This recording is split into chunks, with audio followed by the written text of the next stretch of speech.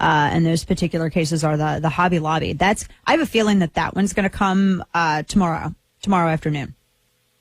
The Hobby Lobby.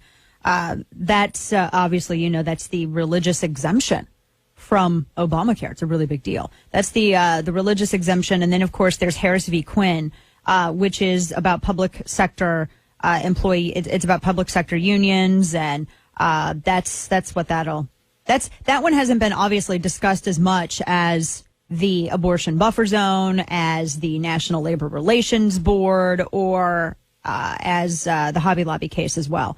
But Sebelius v. Hobby Lobby, that's the big one that really everyone's looking for. Although I think the National Labor Relations one is really important too. Harris v. Quinn, that's the one that could have actually really big consequences, and it could determine how public sector unions behave in the future. What the justices are deciding on is whether or not government employees have to pay union dues, and if it's constitutional, whether or not it's constitutional that government employees be forced to pay union dues. So, in this case, is situated around home health care providers in Illinois. They receive their payment through Medicaid, and they are saying that because SEIU is wanting to force home care providers in Illinois to pay them. It's like extortion. They're trying to extort them. That's exactly what they do. I mean, make no mistake. A public sector unions like this are legalized mob. Tell me the tactics aren't different then. Tell me they're not different. SEIU is literally hitting up home healthcare workers, demanding against their will, trying to force them to pay union dues. And these home care workers, they don't want to do it. They don't want to pay. They've been raising Cain in Illinois. They're like, no, we do not want to pay. We do not want to be represented by you. We do not want to have you bargain for us. We do not want to be a part of your group. And SEIU is basically saying, well, screw you. We don't care.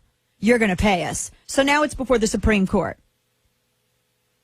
So that's what's going to be decided, whether or not it's constitutional, essentially, for a public sector union to extort a group of people that do not want to be extorted. That's at least how I look at it. Obviously, that's not how it is before the justices, but that's the other one that we're going to, and that could set a precedence possibly even for private sector unions. So we'll watch out for those cases. And then coming up, Amy Ridenour, who is, she's been watching all of these cases. She's with the National Center for Public Policy Research, is going to join us to give us the lowdown on this. And specifically, I'm really curious with the National Labor Relations Board. I am so curious as to what effect this is going to have on the decisions already made. Because the easy answer is to say that, well, these decisions that have already been made are going to go to court and they're going to be tossed.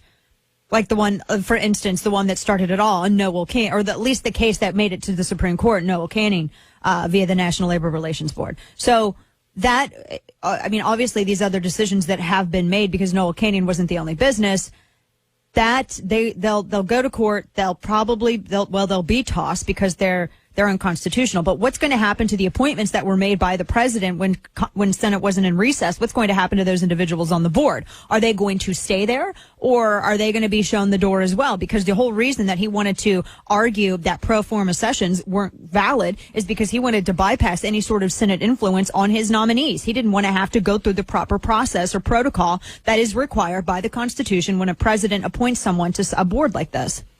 Ooh, I'm excited. Let's kick it into headlines. With all the news that is news, it's the Dana Show headlines. Audio soundbite 2, Jay Sekulow from the American Center for Law and Justice says, yeah, of course these appointments weren't valid. The appointments by the president, the so-called recess appointments to the National Labor Relations Board, were not valid because the House and Senate, they were in recess, and therefore the Senate was in recess, and that the House basically has the calendar control. And that was a key thing that we argued, by the way, representing the Speaker of the House, John Boehner, in the case. So we represented the Speaker. So the appointments, Bill, that were made during this period by those three NLRB so-called recess appointments, the decisions made by the National Labor Relations Board during that time frame were not valid. So they're of no effect, at least during that particular time. Yeah, absolutely true. Audio soundbite 6, Jonathan Turley, who isn't really a conservative. He was saying that, in this case, yeah, absolutely, the president has rewritten laws. He crossed the line. Audio soundbite 6. I think there is a case against the president for exceeding his authority. I happen to agree with the president on many of his priorities and policies, but as I testified in Congress, I think that he has crossed the constitutional line.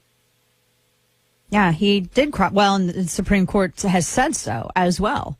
Audio Soundbite 5, John Boehner says that the president, he ignores these laws and brags about them and is just very brazen. Audio Soundbite 5. And not only does the president regularly ignore the law, he brags about it, and he brags about his willingness to change it unilaterally. First, this administration makes the wrong decisions, then it won't give the American people the straight answers. Instead, it's arrogance and incompetence right down the line.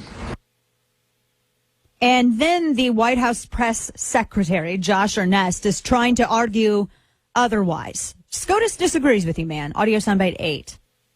The decisions that the president made were well within the scope of his legal authorities as described by the Constitution and as described by the law. No, actually, they're not. And they answered 4 questions in particular. SCOTUS blog has said that they addressed recess of the Senate, vacancies, and how the president cannot ignore pro forma sessions. And remember, as I said at the top of the hour, when President Obama was Senator Obama, he supported pro forma sessions because pro forma sessions were used by Democrats in the Senate in the same manner to prevent George W. Bush from making recess appointments. And unlike President Obama, at least President Bush followed Constitution on this and didn't go around. They had enough quorum. They were still there. They were conducting. They had a member of the Senate go into the chamber every 3 or so days, and they would gavel everybody in, and then call recess. There you go, immediately. That's a pro forma session. It's absolutely constitutional. This is, and the Supreme Court is backing it up in unanimous 9-0 decision. So there's no arguing any way around this. And as Justice Ginsburg was saying during the opening arguments, we don't live in an era where Congress is actually in recess.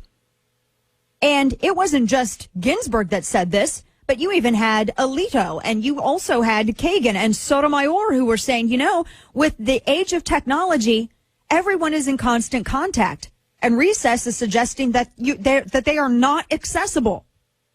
You can't go around the Senate. The Senate has to weigh in on nominees. And they're right. Coming up, we're going to speak with Amy Reidner, who is an expert on all of this stuff. And we're going to talk about those abortion buffer zones. Another win today for free speech. Keep it here.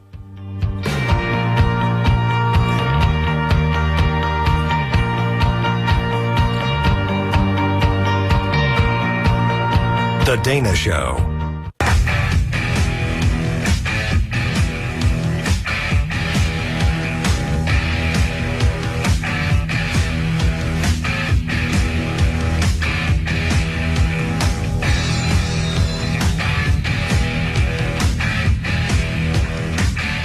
Talk lines are open now at 866-455-9797. This is The Dana Show.